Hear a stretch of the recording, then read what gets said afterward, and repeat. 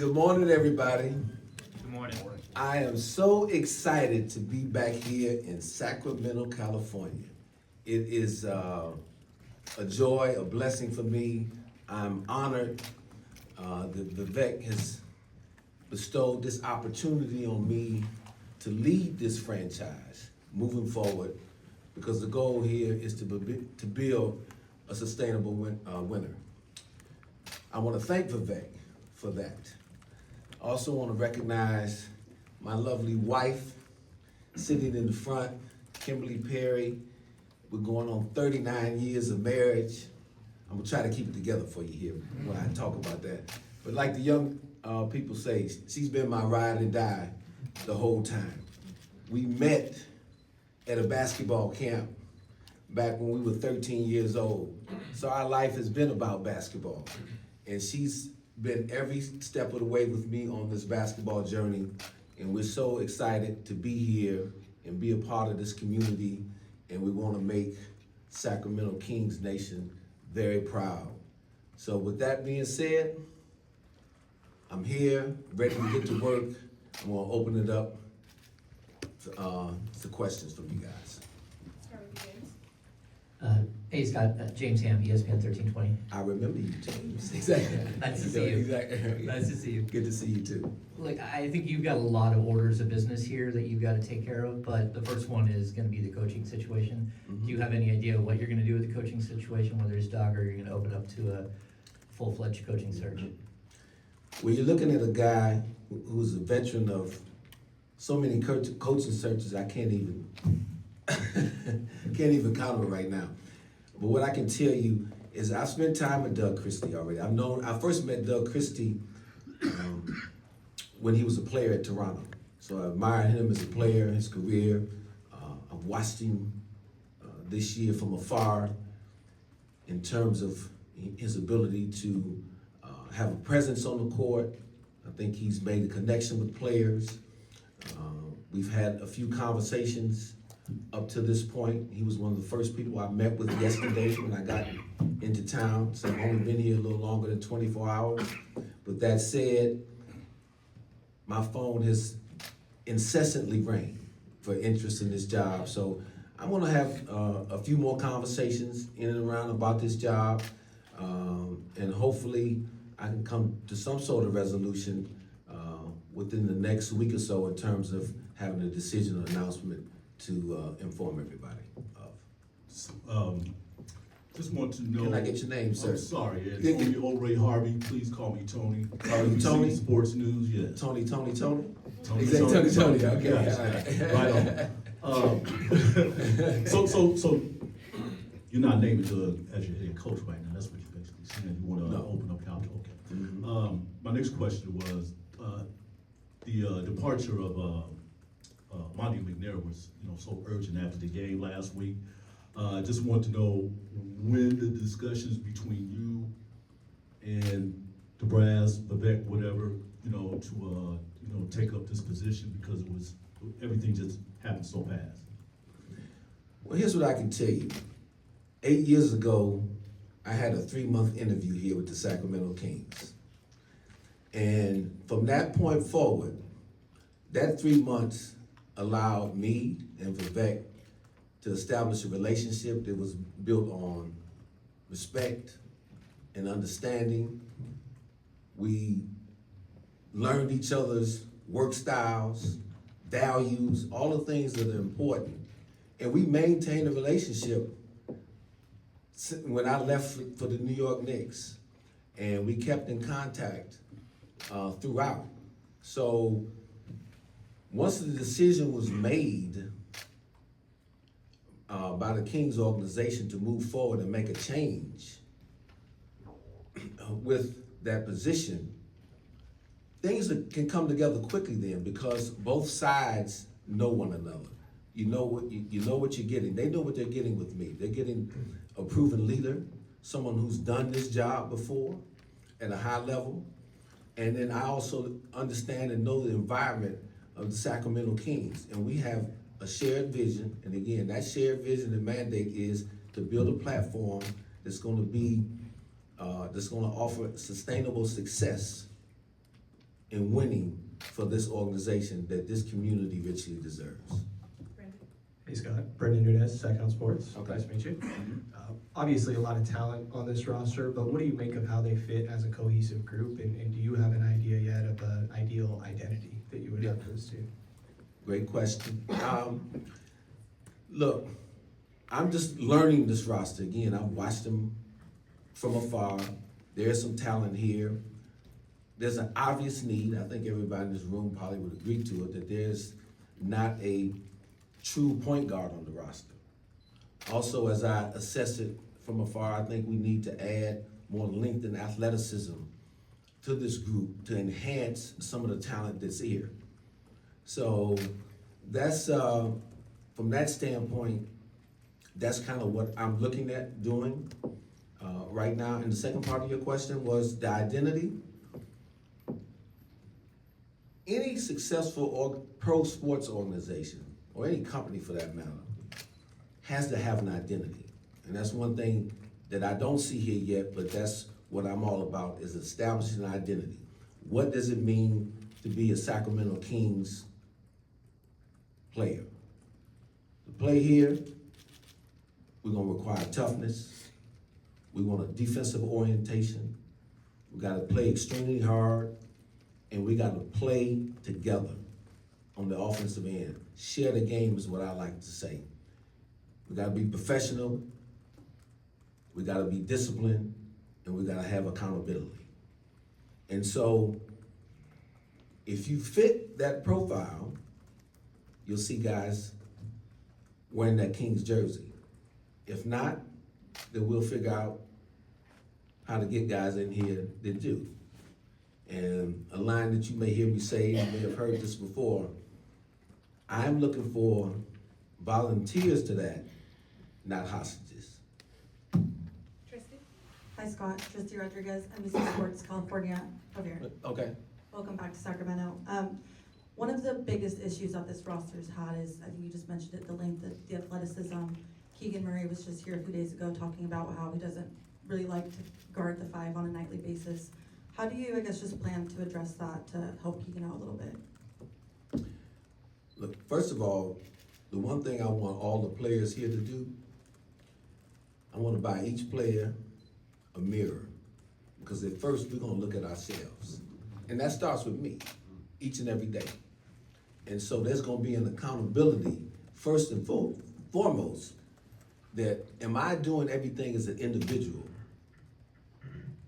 to make this team successful? And then whoever we have in here to coach, it's going to be their job, and I'm going to be behind the scenes helping to make sure that we maximize what they can do on the court. So Keegan is still a young player. I'm very confident in what he can be. I've spoken to him like I've spoken to all the players already, because that was one of the most important things for me to do that. And I think he'll be just fine, but he knows he's got to come in here, work, earn everything he gets. And the teams that I've been a part of, and I spent a long time with the Detroit Pistons, as you well know, and that team was built on accountability, was built on toughness, was built on defense, and was built on a team-first attitude. So when players come in this building, and when staff come in this building, starting with me, when I get out of my car and they get out of their cars, we're leaving our personal agendas and egos inside those cars. When you come inside, it's about the collective. Scott, Jake Eaton from CBS Sacramento. Where Right- am right I? on. Oh, Jay, okay, all right, okay. Welcome back. Thank you so much. This season has been a roller coaster season for the organization. A lot has happened with coaching, players, et cetera, et cetera. I think the sentiment out of player exit interviews was the sense of wanting consistency within the organization. What consistency can you bring to the organization, and what is your message to the players that have said that and the fan base that's looking forward as well? Absolutely. Look, again, to be successful, you have to have that consistency and stability. If people that know me and know me well and know my experiences know that I'm all about stability. Even in the short time that I was here in Sacramento 8 years ago, it was almost 8 years ago to the day, ironically. In that short of time, we were starting to formulate some of that stability in terms of the people we were able to draft and what we were able to do in free agency, starting to set that culture. So I'm extremely confident in not only my abilities, but the people that we're gonna have around us, helping that. We all are gonna be rowing the same direction in the boat. We can't have silos, we can't have individual agendas, like I said. It's all about the collective, and it's about being the Kings. I don't want any of the credit. I want all of the people around me to get the credit. I'm gonna lead that. That's what, to me, great leadership is being a servant leader, and that I'm gonna provide that here. And you guys will find this in me. I'm gonna be heavily engaged in a lot of things around here to help make this organization, this team, one that can be proud, everybody can be proud of, and not only here, but Kings fans globally. Because when we come to work every day, I want people coming in to work with a positive, winning mindset every single day. That's what it's all about. Hi, Scott. Jason Anderson with the Sacramento Bee. Nice to see you. Good to Welcome. see you, Jason. Yeah, welcome back. Thank you. To the question about, consistency and stability, there's, dysfunction's been kind of a dirty word around here. And I just wonder, with your history of relationships and your connections around the league, like, how do you begin to overcome that? And what is the way forward in terms of creating a unified vision and direction? Great question. Look, I've been around, as you mentioned, this league a long time. And one of the things that made me feel great, when this all unfolded and it was announced that I was coming here, I heard from so many players that I have worked with in the NBA during my 25-year path. I mean, I heard from all the guys from the 04 Pistons championship team. Hear from a lot of the guys from the Knicks that I worked with, guys from Orlando that I worked with, even players that I coached in college. I heard from just about every agent in the business. So glad to have you back involved in being here, because we got tired of seeing you on television on ESPN. You fit better on this side. But so I am very comfortable and confident that it's the people that end up making the situation. And I'm gonna lead that charge to make sure that we have the necessary credibility that we can be at the table to attract good talent here to the Sacramento Kings organization. We're gonna be very prudent and opportunistic in how we build out this roster, whether it be through the draft, free agency, or trades. Jeremiah. Hey Scott, Jeremiah Solomson here, Sports Area Service. Welcome back to Sacramento.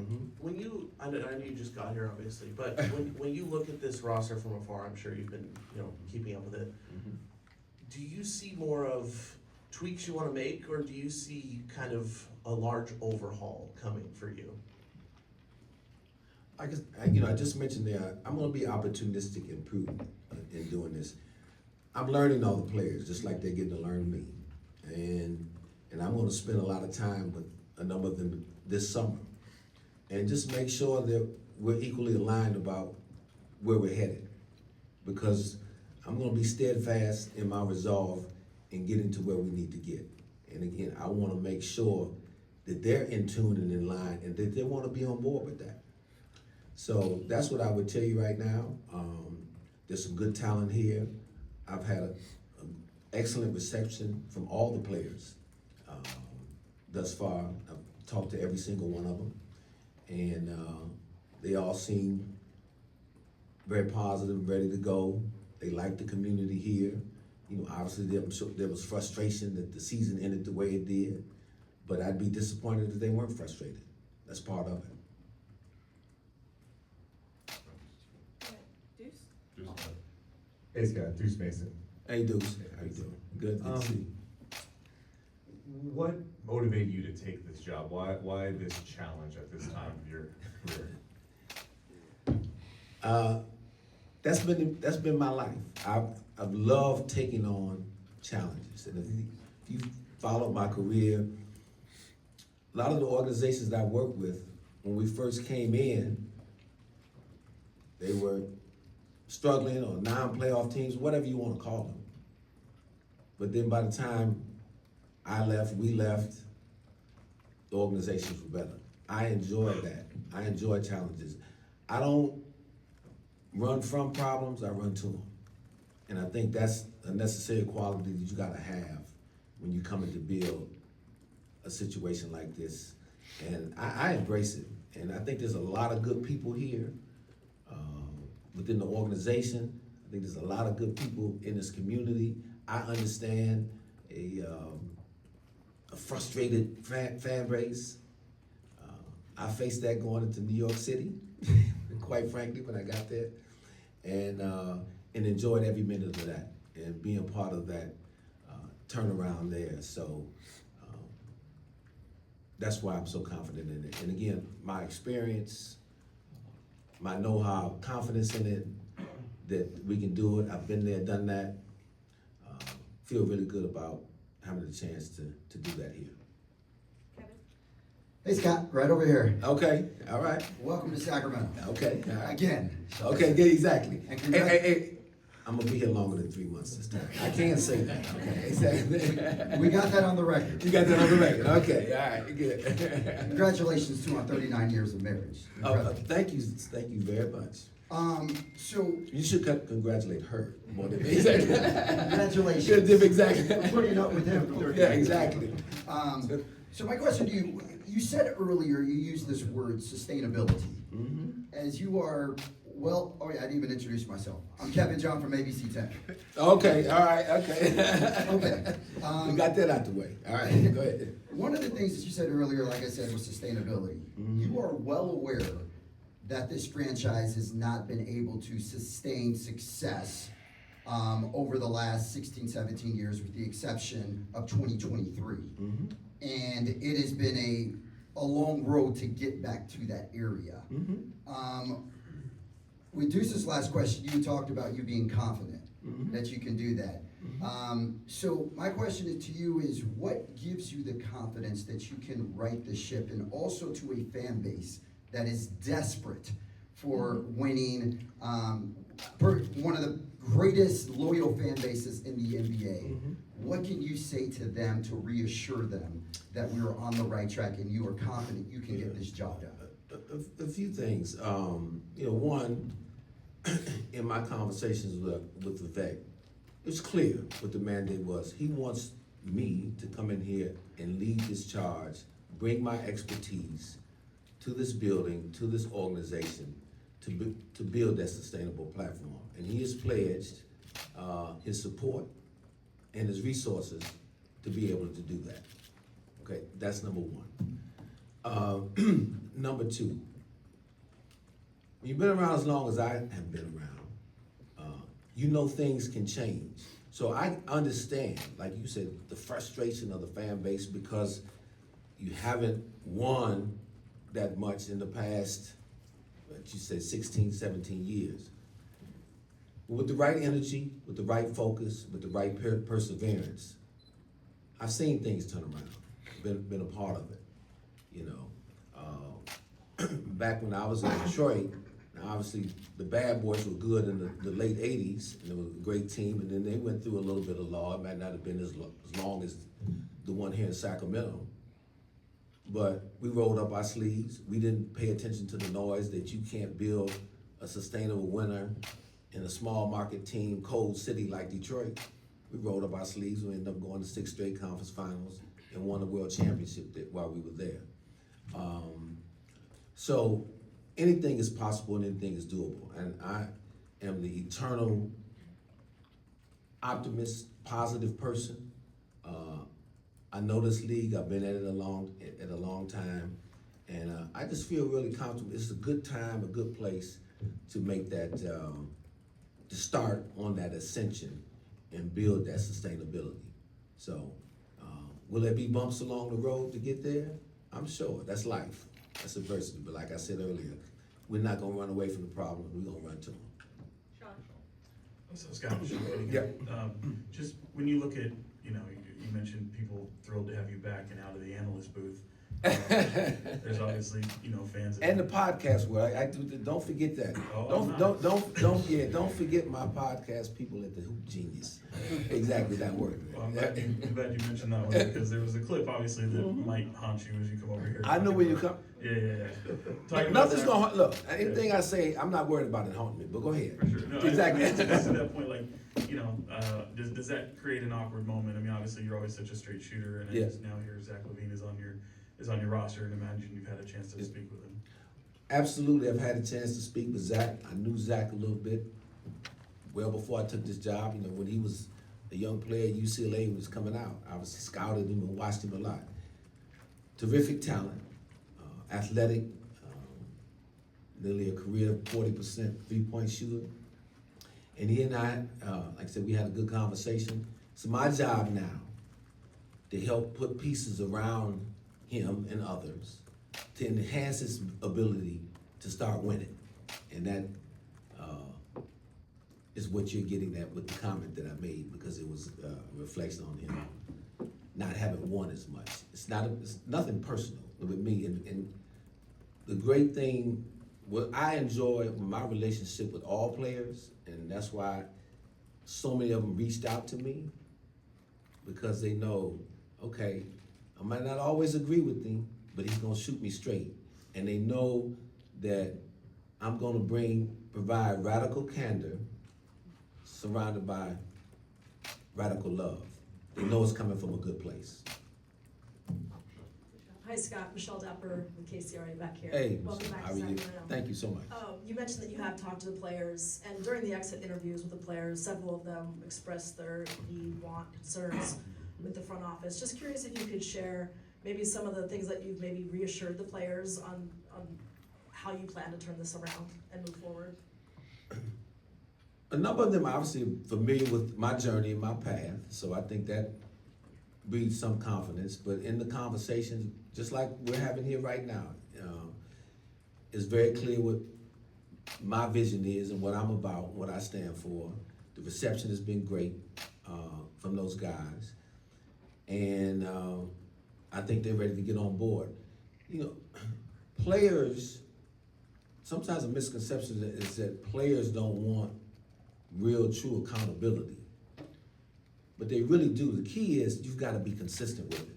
It can't be accountability in October, none in November, trying to get it back in December. And so that, again, is going to fall on me, coaching staff, and our entire staff, that how we go about our business on a daily basis. We can talk about a lot of things right now, but we got to live them every single day. And that's ultimately what's going to be the key determinant in terms of our success moving forward. Chris? Hey Scott, good to see you, brother. Good to see you, Chris Haynes. And he was a guest on our Hoop Genius podcast. I welcome- Exactly. episode with BJ and Mo Moonsie, my guys. Exactly. What was my news? I wasn't on that episode with Zach though. You gonna clear yourself from that, exactly. Scott, I wanted to ask, you talked about ownership and the directive. I want to ask, is there a number one focus that ownership wanted you to kind of come and clean up and fix up, right? Is there one thing in particular? Number two, want to ask about your front office staff. Do you have a timeline on when you plan to finalize that? First, like I said, the number one thing from ownership, Chris, again, and I said it earlier, it is to build this sustainable platform for sustainability of winning and success. That is the most important thing, and Vivek's pledged support to help me see that vision through. That is first and foremost. Secondly, to your question about the staff, right now, I have no updates on that. I'm in the process right now as people who are in this room right now, a number of them King employees. I'm meeting with every single person in the basketball operations department. And that's probably gonna take me almost a couple weeks. But I'm doing that. I wanna learn their stories, learn about them, and see who really fits us moving forward, who may have concerns with us moving forward. But that's, to me, that's the most prudent thing to do. That's the most respectful thing to do. Again, I've been around the league a long time, and I wanna make sure that, you know, my vision is clear about what I wanna get done here, and we'll see. So it will be a slow evolving process, I think, in terms of staff additions, subtractions, but ready for that as well too. And just rest assured, any additions will be high-level, capable people with character. Character is very important. Hi Scott, Matt George, ABC 10, right here. Okay, hey Matt, how you doing? My question has to do with timelines specifically. Last season there was a bit of like a planned playoff mandate kind of on the organization and the position that they were in. Has it been expressed to you from ownership about any kind of expectation of winning right away or giving you the time necessary to fix this? The expectation is to build a sustainable winner and do things necessary to create an environment that will breed that. And that's the only mandate. And so I'm gonna do what's best, what I see is best for that. Obviously, I'm someone who's wired to win. So again, we'll see what unfolds over the next coming months, but I'm gonna do my very best to enhance what's here right now and see where it takes us. Hello, Scott. I'm right here. My name's Kevin Gleason. Hey, I'm on the Sacktown Sports Afternoon Show with this gentleman over here to my left, Kyle Draper. Oh, okay. All right. Again, what's going on? When you have so many decisions to make, coaching decision, many roster decisions, you talked about identity. When you have so many decisions to make and each one affects the other decisions, how do you know where to start? And when it comes to making those decisions, do you expect to have full autonomy going forward? I asked my wife. No, seriously. Look, again, as a veteran of this thing, I have my North Star vision, if you will. And so I come in with that in mind. So I start putting things together with that, ultimate goal in line. So, and like anything else, when you have detailed plans, every now and then there's a hiccup, a change. Somebody may come into you and say that they don't want to be here any longer, whatever the case may be. But I'm always conscious of, and it's a great question, of one decision leading to maybe a multitude of other decisions. So when I do make one, I always try to think about what consequences they may present. Hi Scott, Mark Dipsky, KPK, Sacramento's News Radio. In regards to the head coaching position, is there a timeline? Also, do you plan on meeting with maybe other candidates face to face? And what exactly are you looking for in the head coaching position? Well, I'm answering the back part first. What I'm looking for in the coaching position is someone to carry through a number of things I've talked about here. Someone who is going to be committed to having a tough-minded, defensive-oriented team that shares the basketball, a team that's disciplined, professional, accountable. So we've got to be aligned there. The coaches got to be aligned with that goal. And so, again, I'm gonna take a few days here. I've got a lot of calls to answer, and then I'll figure it out from there. Again, you're looking at someone who probably has met the majority of guys who would be interested in this job. So in terms of, so I have a lot of institutional knowledge when it comes to what's out there in the coaching market. So, again, I will inform you guys as soon as I come to that final decision, you know, whether I'm, hopefully it'll be in a week or so. Last one, Michelle. Hi Scott, Michelle again, over here in the back. Just Where's curious. Oh, okay, here. all right.